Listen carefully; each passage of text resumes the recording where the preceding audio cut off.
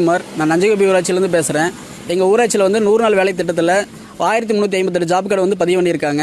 அதில் ஒரு 60% வரைக்கும் தான் உண்மையான பயனாளிகள் வேலைக்கு வந்துட்டு இருக்காங்க. மீதி இருக்கிற 40% வேலைக்கு வராதைய தனியார் கம்பெனிக்கு வேலைக்கு போகிறீங்க, வீட்டில் இருக்கிறவங்களோட அட்டையெல்லாம் ஜாப் கார்டை முறைகேடாக பயன்படுத்தி வேலைக்கு வந்ததை கணக்கு காமிச்சு அவங்களோட கையெழுத்து புகைப்படத்தெல்லாம் ஆள்மாறாட்டம் செஞ்சு மிகப்பெரிய அரசு பணம் ஒரு 20 லட்சம் வரைக்கும் கையாடல் நடந்திருக்கு. இது சம்பந்தமாக உரிய ஆதாரத்தோடு நம்ம பிரதமர் தனிப்பிரிவுக்கும் முதல்வர் தனிப்பிரிவுக்கு மாவட்ட ஆட்சியருக்கும் மாவட்ட நிர்வாகத்துக்கு புகார் கொடுத்திருந்தேன்.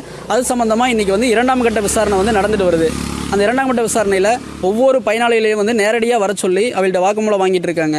அந்த வாக்குமூலத்தில் 30க்கும் மேற்பட்ட பயனாளிகள் நாங்கள் இது வரைக்கும் வேலைக்கே வந்ததில்லை, எங்களோட ஜாப் கார்டு தவறாக பயன்படுத்தியிருக்காங்கன்னு வாக்குமூலம் கொடுத்துருக்காங்க. இந்த ஊழல் இங்கே நஞ்சைக்குப்பி ஊராட்சி மட்டும் இல்லை, தமிழ்நாட்டில் இருக்கிற எல்லா ஊராட்சியிலும் நடந்திருக்க வாய்ப்பு இருக்குது. ஆகவே இது சம்பந்தமாக அரசு விரைவாக விசாரணை நடத்தி உரிய நடவடிக்கை எடுக்குமாறு கேட்டுக்கொள்கிறேன்.